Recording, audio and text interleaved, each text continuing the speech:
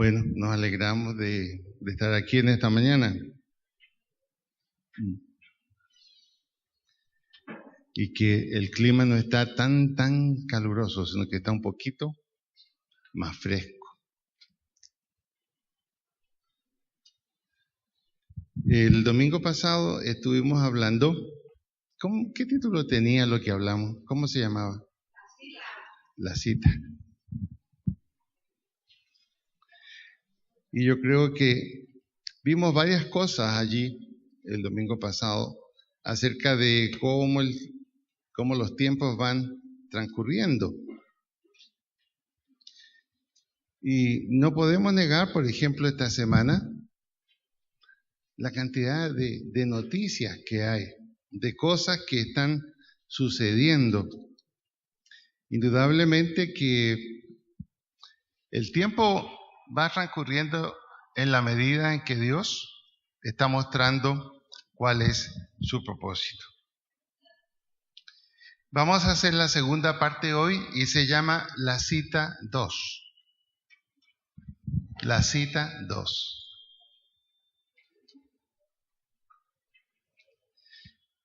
El domingo pasado estuvimos mencionando que todo lo que está sucediendo actualmente tiene una razón de ser y está dentro del plan de Dios. Veíamos que es un tiempo que podríamos con toda propiedad llamarlo un tiempo de tribulación. Y en la Biblia el tiempo de tribulación se caracteriza por la angustia, el temor, el no saber qué va a acontecer a futuro. Eso es lo que caracteriza una tribulación. Y veíamos que este tiempo que estamos viviendo no es el fin del mundo, como algunos han dicho. No tiene nada que ver. Es decir, lo que viene al final todavía no ha empezado a manifestarse. Como dice Mateo 24, esto es solo un principio de dolores, un parto que está comenzando. Eso es lo que estamos viviendo hoy. Y sin embargo, uno se pregunta por qué Dios permite esto, por qué no acaba esto de una vez. La razón de parte de Dios, como dice la Biblia, es que Dios en su misericordia no quiere que nadie perezca. Es decir, que si alguien se pierde, no es la voluntad de Dios, es la consecuencia de la decisión del ser humano. Por eso que estas situaciones son para que la humanidad reflexione y piense, pero parece que está sucediendo al contrario. Y este tiempo que estamos viviendo ahora va a tener un final. Y el final es que la iglesia desaparece del mundo. El rapto de la iglesia. Este es el periodo en el que estamos. Por lo tanto, el rapto de la iglesia puede ser en cualquier momento. Puede ser en cualquier momento. Pero vamos a ver algunos detalles que nos den más claridad sobre esto. Vamos a ir a Mateo 24, 4 al 8.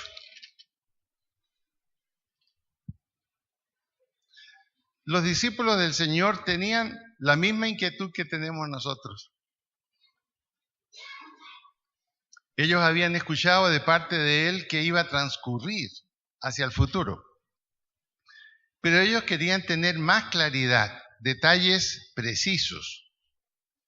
Y Jesús va a mostrar qué es lo que está sucediendo y por qué está sucediendo y en qué detalles sus discípulos tenían que estar atentos. Por ende, nosotros.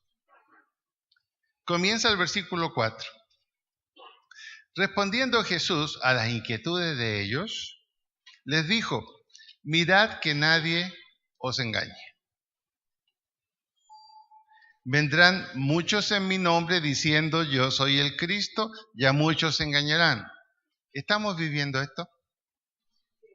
Completamente. Cuando dice falsos cristos, se refiere personas que falsamente aducen ser los que pueden salvar la humanidad. Pueden ser religiosos, pueden ser políticos, pueden ser de todo tipo. Falsos Cristos, falsos Mesías, falsos hombres o mujeres que dicen tener la solución para los problemas del mundo. Y oiréis de guerras y rumores de guerras. No es necesario hacer comentarios sobre esto. Estamos con rumores de guerra y con posibilidades de guerra encima de nuestras propias cabezas. Mirad, no os turbéis. Y aquí viene el detalle. Es necesario que todo esto acontezca, pero aún no es el fin. Subraya ese versículo en su Biblia. Veamos lo que veamos, aún no es el fin. Porque se levantará nación contra nación, reino contra reino. Habrá pestes, hambres, terremotos en diferentes lugares. El último dato que dio la FAO esta semana es que en el mundo hay 1.000 millones de pobres que no tienen que echarse a la boca. ¿Qué porcentaje es 1.000 millones de 7.000 millones? Es más del 10%. Entonces se reconoce que la batalla contra el hambre en el mundo se está perdiendo. No se avanza. El rango de pobreza que tenemos en nuestro país, por ejemplo, según datos oficiales, dicen que es apenas de un 20%. Pero sabemos que es mucho más. Y así sucede, aún en los Estados Unidos, también hay rangos de pobreza. El mundo parece que ha perdido la batalla contra el hambre y la batalla contra las enfermedades. Terremotos en diferentes lugares. No necesitamos decir mucho sobre esto. Estamos esperando que próximamente nos toque a nosotros aquí. Y el versículo 8, para subrayarlo. Y todo esto será principio de dolores. Literalmente, el inicio del trabajo de parto. En el original se refiere a eso. El inicio del trabajo de parto. Ahora, hay partos rápidos y no dolorosos.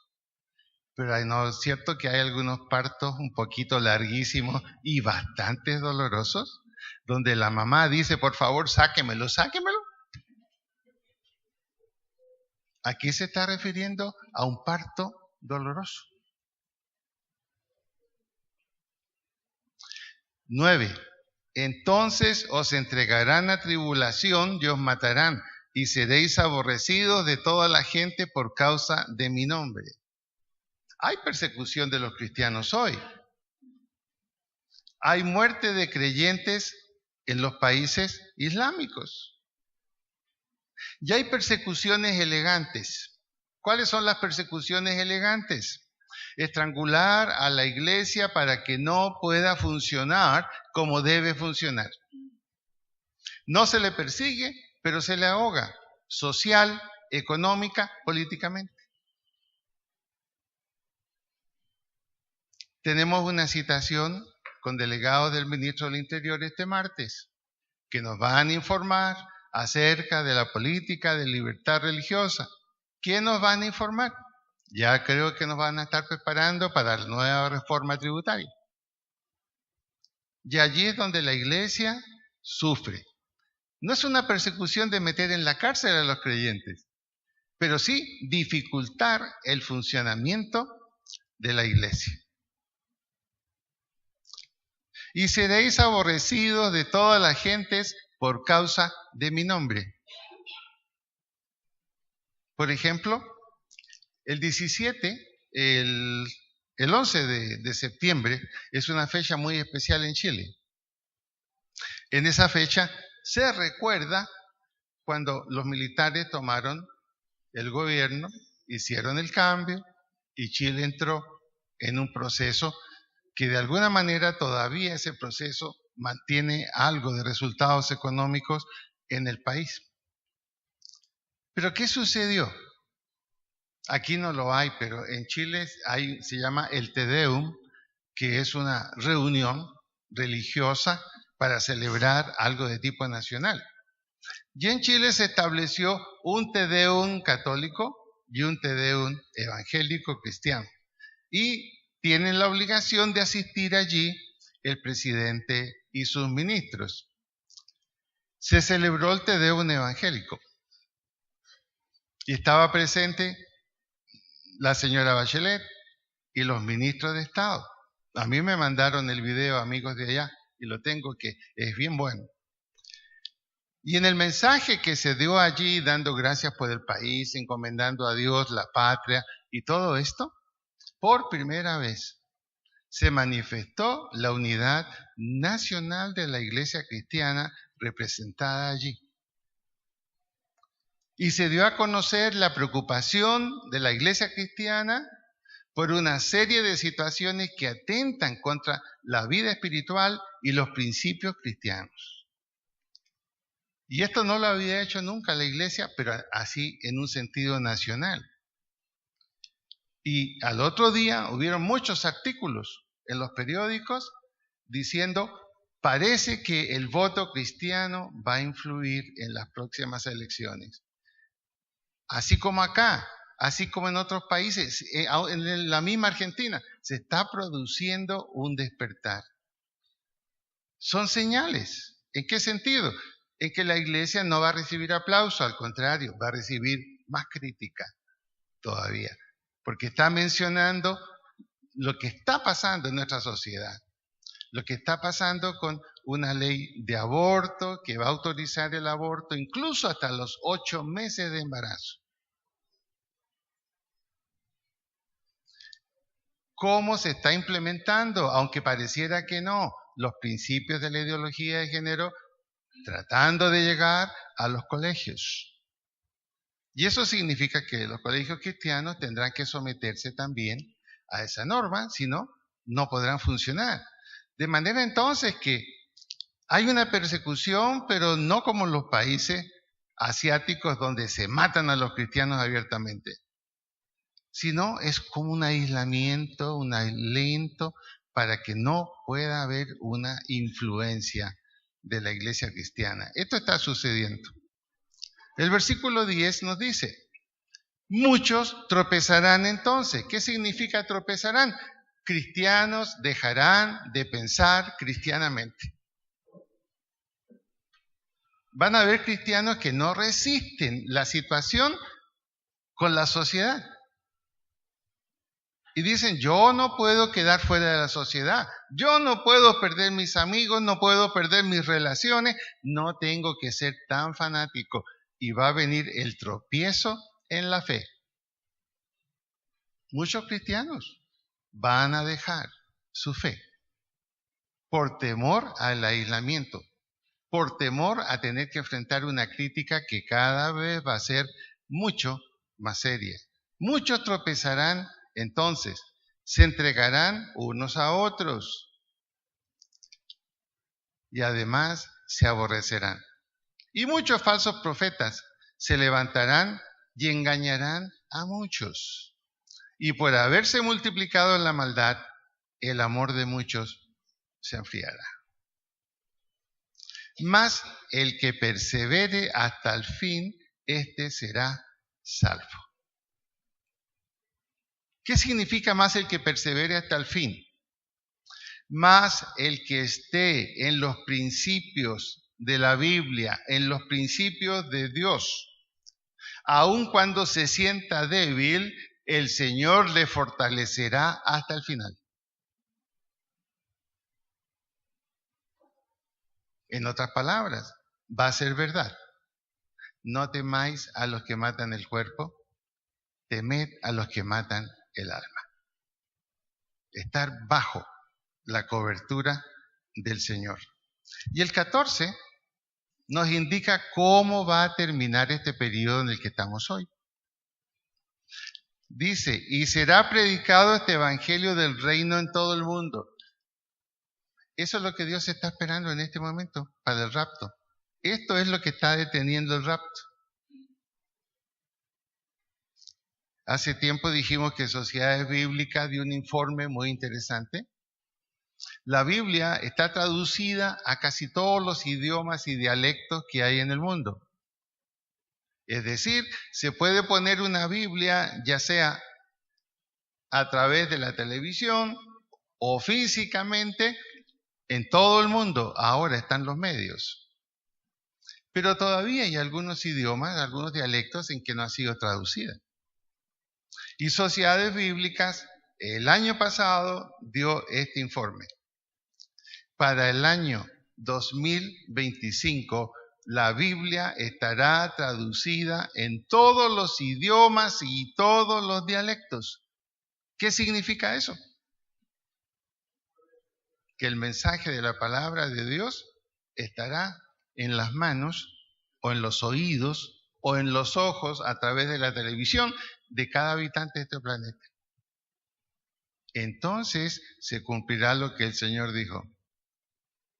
Tus palabras determinarán tu destino, pero no podrás decir que no fuiste informado. Esto es lo que estamos viviendo ahora. Pero ¿qué significa cuando dice vendrá el fin? ¿El fin de qué? ¿El fin del mundo? No.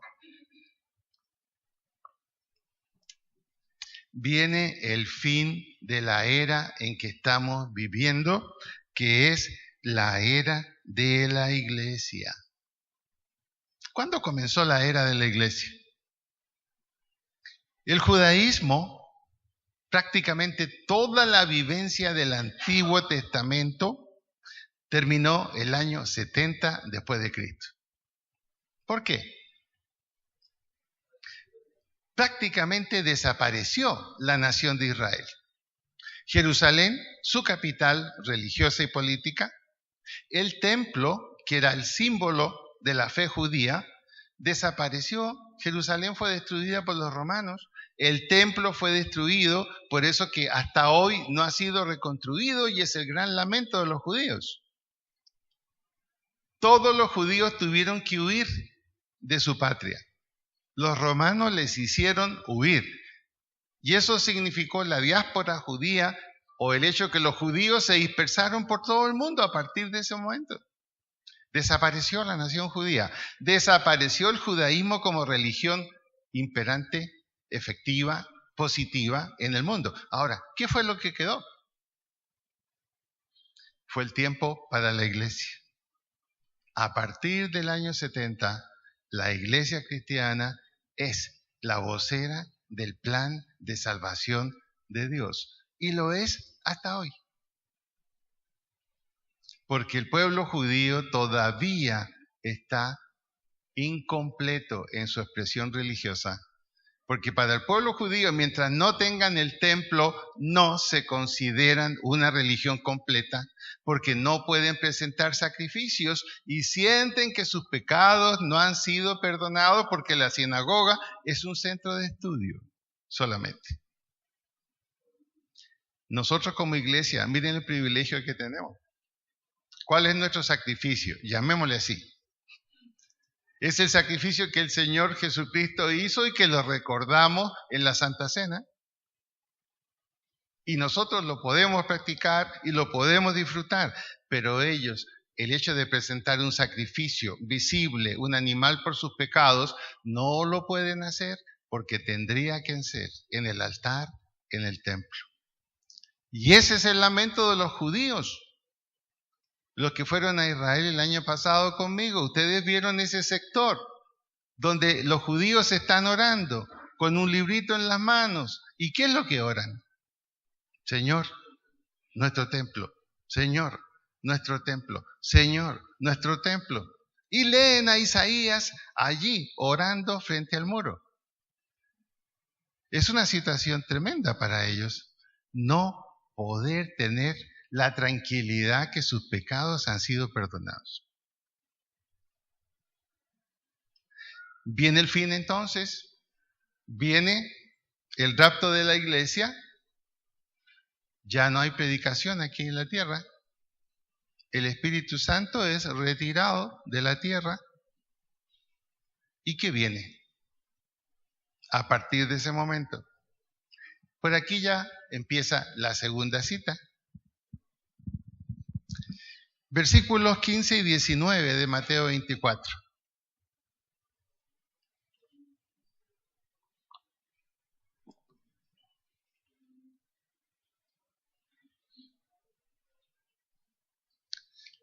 Dice lo siguiente: ya la iglesia no está aquí. No pierdan de vista ese detalle. La iglesia ya no está aquí. Los cristianos que fueron llevados a reunirse con el Señor gloriosamente no están aquí. ¿Quiénes están aquí? Muchos de los que tropezaron, muchos de los que creyeron, pero no perseveraron, muchos de los que escucharon, pero nunca tomaron una decisión. Y sin duda alguna el rapto les va a convencer. Va a desaparecer millones de personas en el mundo. Y luego viene ahora un periodo que se llama la gran tribulación. Veamos cómo es. Dice el versículo 15. Por tanto, cuando veáis en el lugar santo la abominación desoladora de que habló el profeta Daniel, entonces los que estén en Judea huyan a los montes. El que está en la azotea no descienda para tomar algo de su casa. Y el que esté en el campo no vuelva atrás para tomar su capa. Mas ay de las que estén encintas y de las que críen en aquellos días. Orad pues para que vuestra huida no sea en invierno ni en día de reposo, porque habrá entonces gran tribulación. Y aquí ponga atención y subraye, la cual no la ha habido desde el principio del mundo hasta ahora, ni la habrá. En otras palabras, es una situación que nunca el mundo la ha vivido. Por eso dice la gran tribulación. Y da unas señales. ¿Qué es esto de cuando veáis en el lugar santo la abominación desoladora de que habló el profeta Daniel? El profeta Daniel habló de un rey de Siria llamado Antíoco Epifanes. ¿Qué hizo Antíoco Epifanes? En el año 168 antes de Cristo invadió Jerusalén, profanó el templo. El altar del templo judío lo transformó en un altar para Zeus y santificó cerdos en el altar. Imagínense lo que eso significaba para un judío. Los judíos obviamente tuvieron que huir de esa invasión, pero pasó y volvieron. Aquí Jesús les está recordando todas las veces que Jerusalén y el templo pasaron por estas experiencias y aún así los judíos no se convirtieron realmente. Siguieron siendo infieles con Dios. Y eran avisos de Dios para decirles, no se confíen que el templo está aquí y que mientras el templo esté aquí, yo estoy con ustedes. Permitió que eso pasara. Ahora, en el año 70 después de Cristo, se repitió exactamente lo mismo. Exactamente igual. El general romano Tito, en el año 70, invade Jerusalén otra vez, destruye el templo y sacrifica cerdos en el altar y la ciudad prácticamente queda acabada. Y ahí los judíos ya tuvieron que huir y están dispersos hasta ahora por el mundo. Los judíos ahora vuelven a orar por casi 2000 años. Señor, nuestro templo, Señor, nuestro templo, Señor, nuestro templo. Y ahora Jesús aquí, hablando a futuro, les dice, van a volver a ver otra vez la abominación desoladora en el lugar santo. ¿Lo van a volver a ver otra vez? ¿Qué significa? Es una profecía del Señor Jesucristo que después del rapto, durante la gran tribulación, los judíos van a reconstruir su templo. Es un hecho. Hay mucha información que será un templo no tan fastuoso como los antiguos, sino que es de construcción rápida. Ya los módulos están en Inglaterra. El problema es que tienen que construirlo exactamente sobre las bases del antiguo. Y cuando usted va a Israel, donde está el Muro de las Lamentaciones y está el Monte de Abraham, que es donde siempre estuvo el templo, ahí hay una mezquita musulmana. Y Jordania es el supervisor de esa mezquita, el cuidador de esa mezquita, Jordania, por acuerdo que se hizo. Y es una mezquita increíble en que la cúpula arriba, una cúpula dorada, fue donada hace tiempo atrás por Jordania y es de oro puro. Los que han ido a Israel, ¿se acuerdan de haber visto el color que tiene esa cúpula? Levanten la mano los que la han visto. Y ahí está. Y Jordania es el supervisor y el cuidador de esa mezquita. Y mientras esa mezquita esté allí, el templo no se puede construir. Algo va a pasar para que eso se pueda hacer. Pero aún así, Jesús les advierte, cuando crean que están en completa seguridad, porque ya tienen su templo y porque ya hacen sus sacrificios, se va a volver a repetir la historia. Pero ahora no va a ser el rey de Siria, Antíoco Epifanes, no va a ser un general romano el que va a invadir Jerusalén y va a destruir el templo, va a ser el anticristo. El anticristo, que se va a hacer llamar Dios, va a interrumpir la paz que se había logrado en la gran tribulación y va a reclamar adoración para él. Y ahí se vamos a entrar en los últimos momentos de la gran tribulación. Por lo tanto, entonces, fijémonos en este detalle. El versículo que hemos leído, el 21, no lo olvidemos, porque habrá entonces gran tribulación, cual no la ha habido desde el principio del mundo hasta ahora, ni la habrá. Nos preguntamos, bueno, ¿y cómo va a terminar ese periodo? ¿Qué va a pasar al final de la gran tribulación? Lo dice el versículo 27-28 de Mateo 24. Este es un capítulo clave para entender la historia. Dice, porque como el relámpago que sale del oriente y se muestra hasta el occidente, así será también la venida del Hijo del Hombre. Comparemos.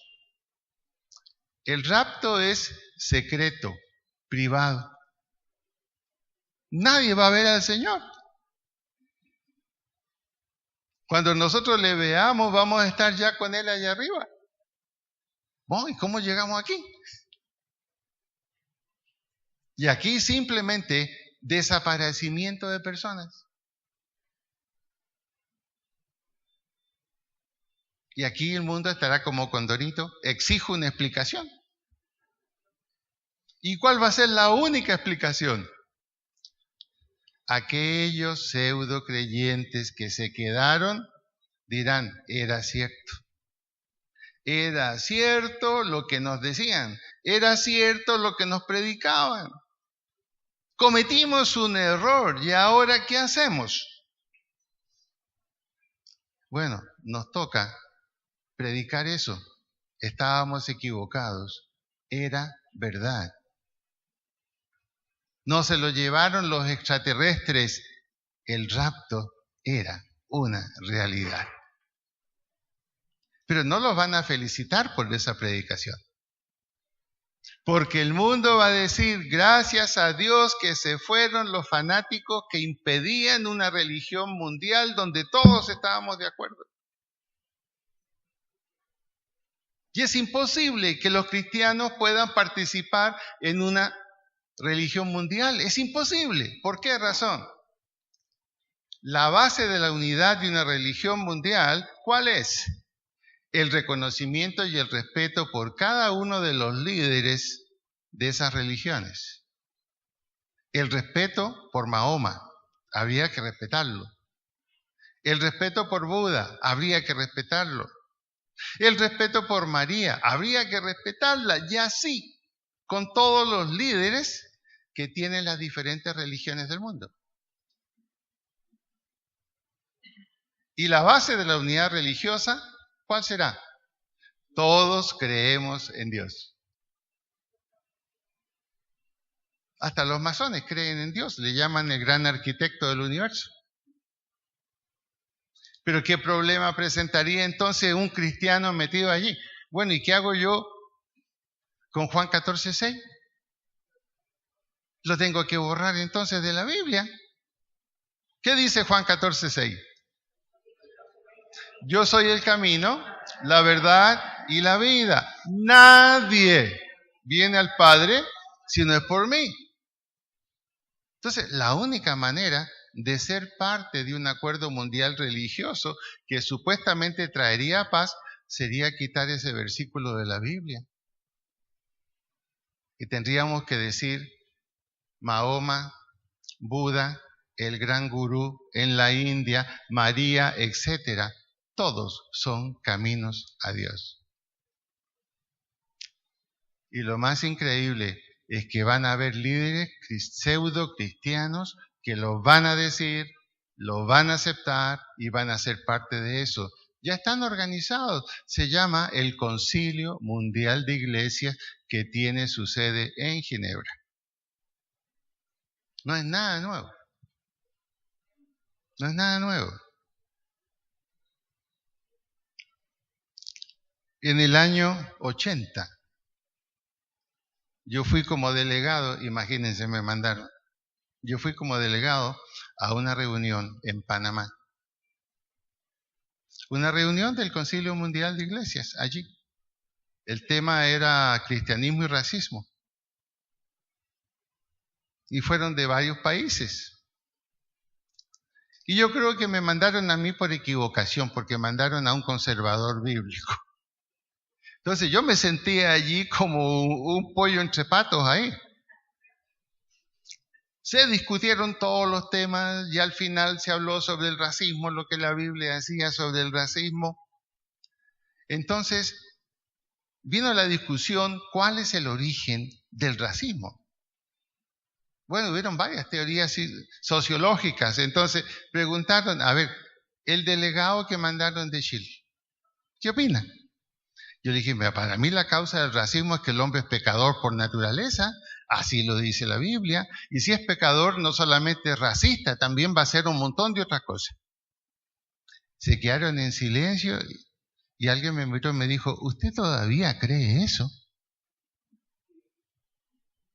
Entonces yo saqué la Biblia, mire, esto dice aquí y allá. ¿Y saben cómo resolvieron el problema? Bueno, vamos a hacer una votación. Los que crean que el hombre es pecador por naturaleza, levanten la mano. No, aquí no, pues si usted no estaba ahí en Panamá, tranquila. La veo preocupada, sí. ¿No? Y excepto un pastor de Argentina, no levantó la mano ni él ni yo. Entonces quedamos como unos conservadores que no estábamos interesados en la unidad, etcétera, etcétera. Y después llegó una carta a la comisión que me había mandado de delegado, que de dónde habían sacado ese delegado. Entonces es algo que es verdadero, que está funcionando. Y ahora ya tiene una oficina en Naciones Unidas. En Naciones Unidas hay una gran sala donde oran los de distintas religiones y siempre están hablando, bueno, cómo llegar a establecer esto, que es parte del nuevo orden mundial. Aquí entonces lo que se nos habla es que el Señor vendrá visiblemente. Y esa es la segunda venida. Pero no es el fin del mundo todavía con la segunda venida. La segunda venida significa que el Señor viene a defender a Israel, que está a punto de ser destruido. Viene a luchar contra las naciones que se levantaron contra Israel, porque Israel va a ser el foco del conflicto, el foco del problema. Y el Señor va a iniciar un periodo de 1000 años de verdadera paz donde está el gobierno de Cristo. Pero eso es lo que vamos a hablar el próximo domingo. Sigamos ahora. En Daniel, en el capítulo 9, 24 al 27, ¿se sienten un poco perdidos? ¿No? Ya.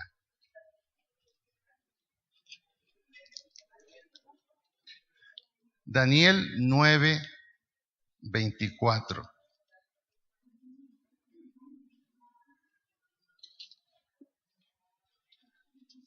Ahora lo que necesitamos es saber qué va a pasar, el cómo en la gran tribulación.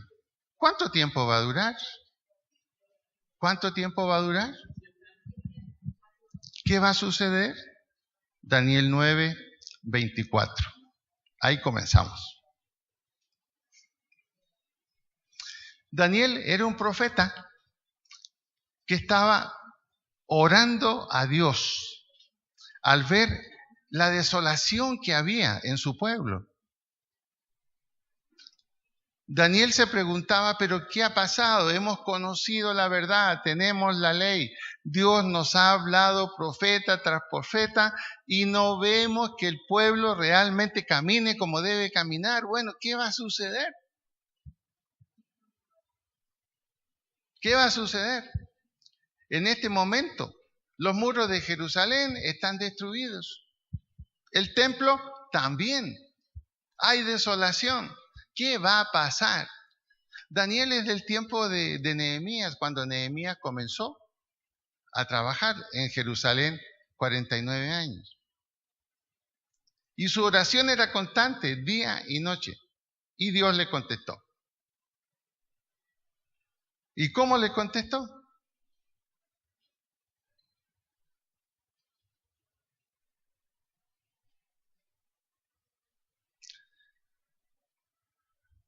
Dice así.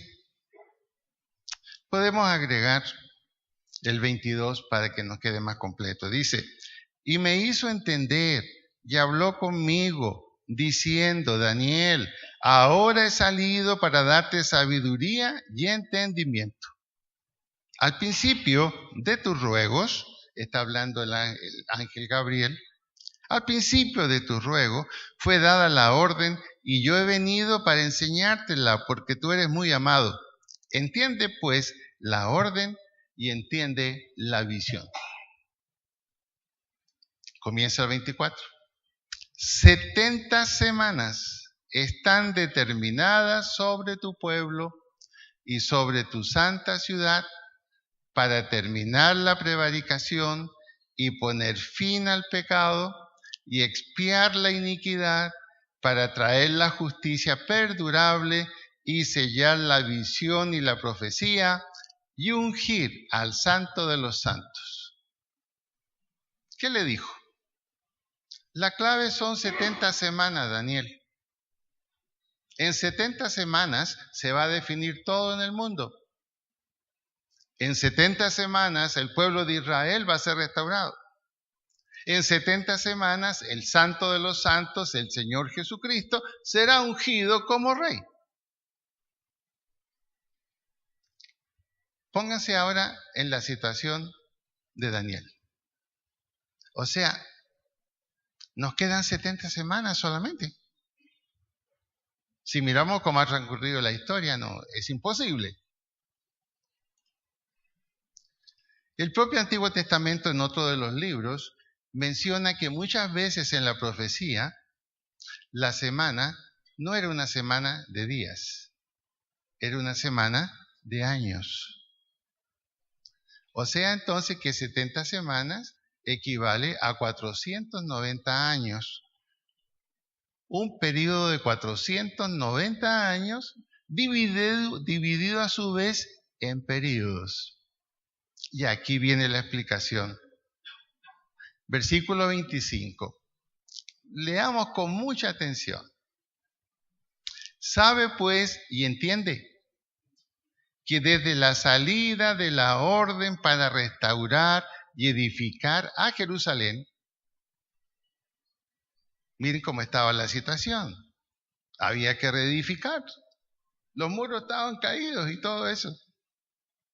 Sabe pues y entiende que desde la salida de la orden para restaurar y edificar a Jerusalén,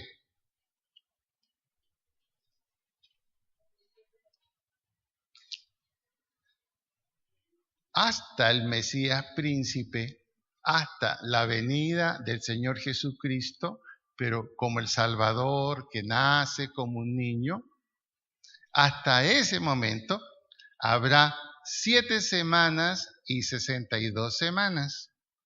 Total, 69 semanas. Veamos cómo fue esto. ¿Quién dio el decreto para que Jerusalén fuera restaurada y edificada? ¿Quién dio el decreto? Fue el rey Artajerjes para reconstruir Jerusalén. Y ese decreto es el que inicia todo este gran periodo. Nehemías, comisionado por Dios y respaldado por el rey Ciro, llevan a cabo el cumplimiento del decreto, reconstruyen los muros, reconstruyen un templo modesto en solo 49 años. Exactamente 7 semanas. 7 por 7, 49. Ahí se inicia el desarrollo de estos periodos.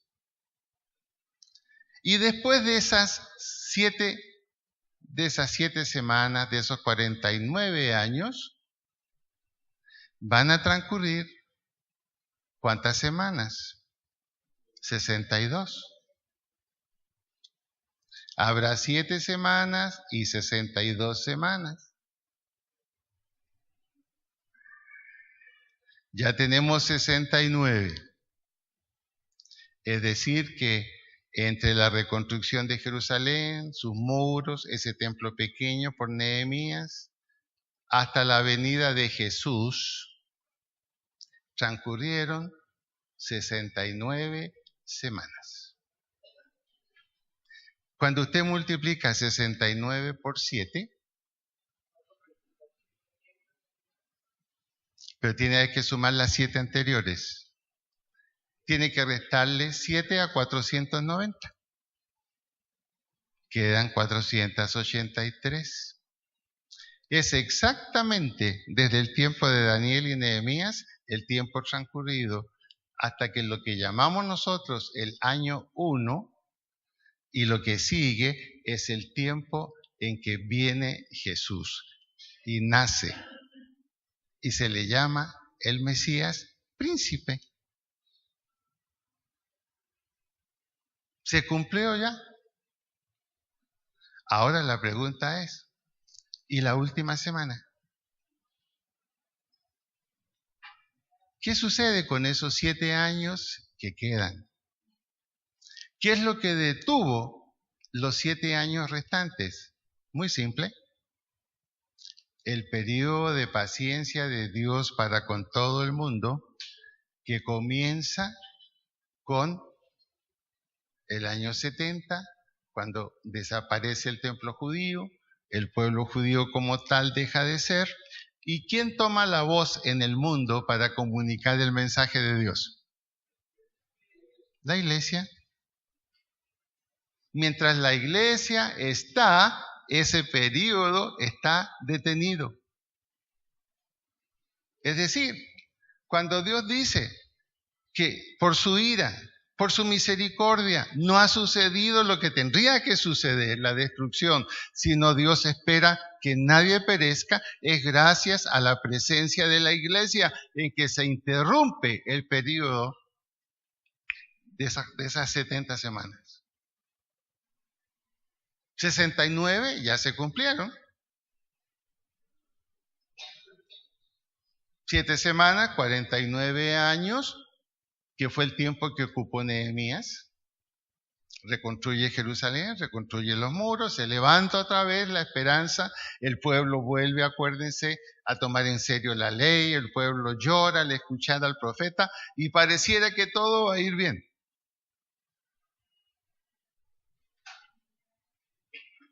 Y pasa el tiempo y las cosas no fueron bien porque fue tal la conducta del pueblo de Israel que por 400 años Dios no envió ningún profeta. O sea que la mayor parte de las 62 semanas fue silencio. Silencio de Dios. Y Dios volvió a hablar con el pueblo de Israel a través de Jesucristo por 3 años, cuando Él estuvo aquí. Acuérdense que Jesús dijo, yo he venido a las ovejas de Israel, y lo repitió una y otra vez. Como si Dios dijera, mejor profeta ya no le puedo enviar.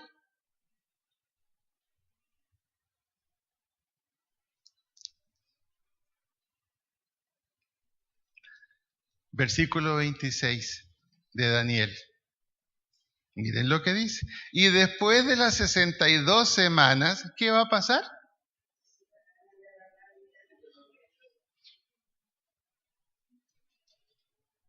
La muerte de Jesús en la cruz. Terminaron las 62 semanas ahí. ¿Qué debería haber hecho Dios en ese momento de la crucifixión? Decir, se cumple el periodo. Y la gran tribulación, que es la última semana, venir inmediatamente. Pero ¿qué hizo Dios en cambio? Ha permitido más de 2000 años de predicación, de paciencia, de oferta de salvación, porque Dios no quiere que nadie perezca. Viene la pregunta entonces, ¿cuándo va a comenzar la última semana? Los últimos 7 años que quedan, ¿cuándo van a comenzar? ¿Quién se atreve a decirme cuándo? Ya deberían haberlo pillado. ¿Cuándo comienza? ¿Ah? Después del rapto, exactamente. Entonces, ¿qué está deteniendo este periodo de la gran tribulación de 7 años? ¿Qué está deteniendo eso? La iglesia. La iglesia. Pero la iglesia no va a estar eternamente. Viene el rapto. ¿Y en qué situación queda el mundo después del rapto? No hay predicación del evangelio. Los que quedaron y no se fueron en el rapto se arrepentirán y hablarán. El gobierno mundial y su programa entra en acción, porque ya no hay nada que se le oponga, y comienza a reinar el anticristo. ¿Cómo va a ser el anticristo? Daniel dice que se va a levantar un rey con mucho poder y va a tener una característica: nadie podrá hacerle frente. Pero la característica que lo identifica es: no gustará del amor de las mujeres.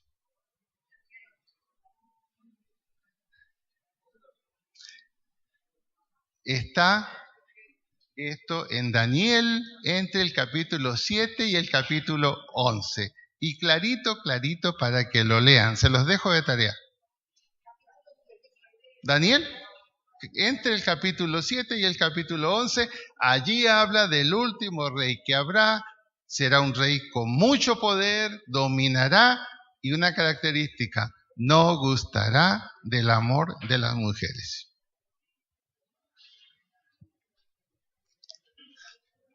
Ahora,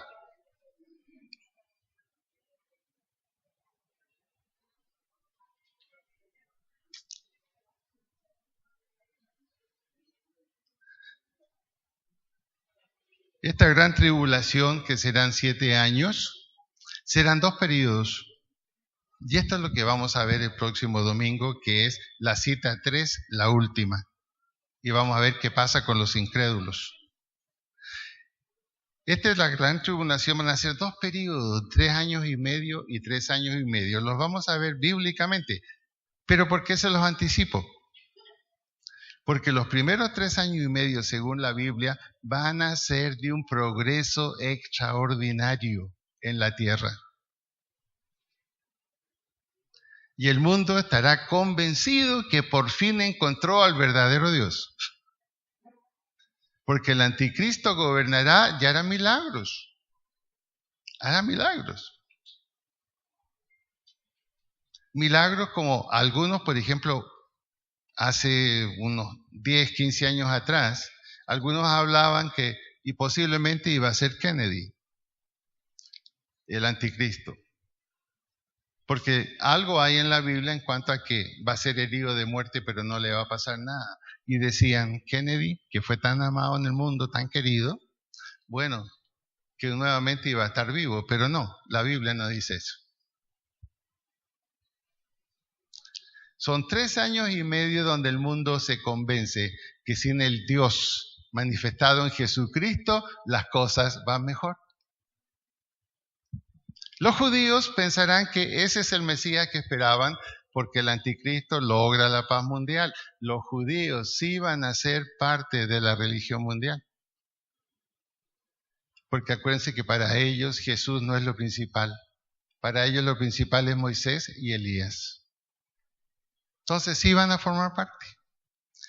Y el anticristo va a permitir que reconstruyan su templo, va a negociar con los musulmanes. Y todo el mundo contento. Todo el mundo contento. Hasta que de pronto el anticristo dice, señores, esto soy yo. Así que me hacen el favor, saquen del templo lo más importante, aquí me siento yo y la adoración ahora es para mí.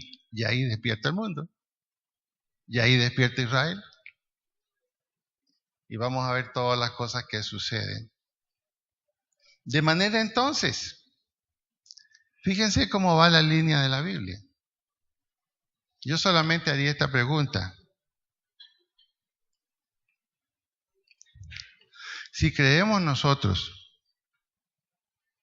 que podemos pasarnos por encima de los principios, y algunas veces moverse en principios va a significar cierta enemistad social, no le quepa la menor duda, y a veces hasta con la familia. Si queremos tener relaciones pacíficas con todo el mundo, tenemos que dejar a un lado los principios. Y la Biblia está diciendo que eso va a suceder antes del rapto, y está sucediendo. Está sucediendo. Por eso, dice la Biblia, más el que persevere hasta el fin, el que realmente confíe en que Dios dice la verdad cuando dice, haga esto, tendrá el respaldo de Dios, sin duda alguna. Y no es fácil. Y no es fácil de ninguna manera. No. Pero es la decisión que cada uno de nosotros debemos tomar. Cada uno de nosotros. No se confíe que Dios es tan buena persona que todo lo pasa por alto.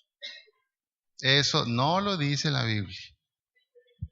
No, vamos a tener que dar cuenta hasta de las palabras ociosas que dijimos. Imagínense cuántas palabras ociosas decimos y están todas guardadas ahí, grabadas.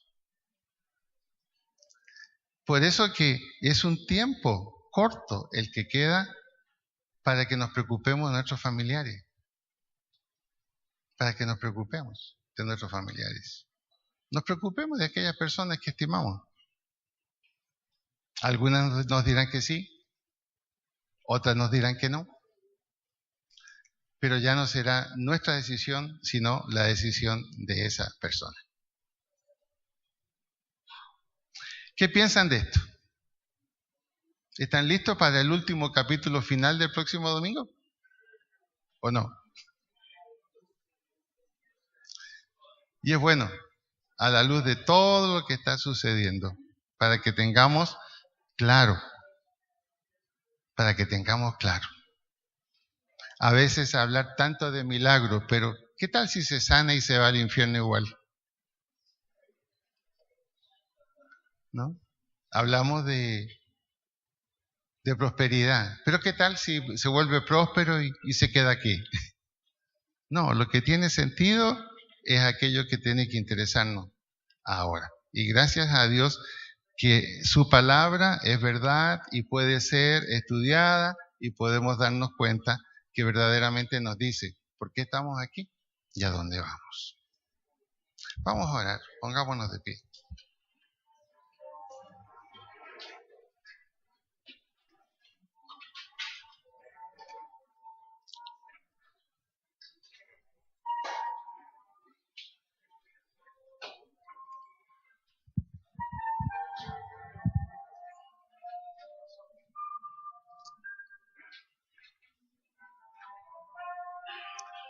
Ok, gracias.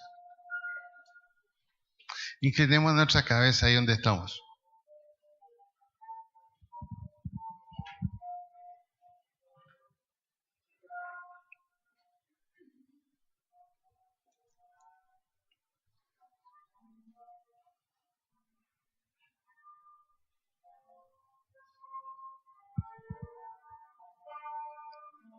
Ahí donde estamos. Hagamos una breve oración personal.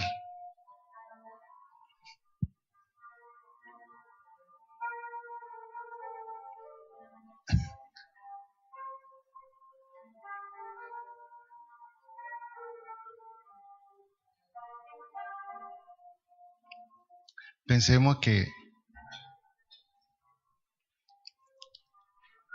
Dios no golpea la puerta de nuestro corazón solo una vez, sino que la sigue golpeando toda la vida, cada vez que es necesario.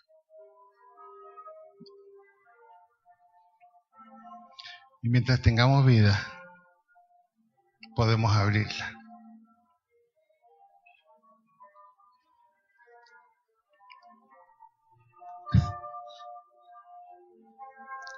Señor, en esta mañana queremos darte gracias por tu palabra. Gracias, Señor, porque muchas iglesias a lo largo del mundo se está predicando este mensaje. Se está predicando este mensaje y está llegando, Señor, a los oídos especialmente de los creyentes, pero también de aquellos, Señor, que todavía no te conocen. Y no es un mensaje atemorizante, todo lo contrario.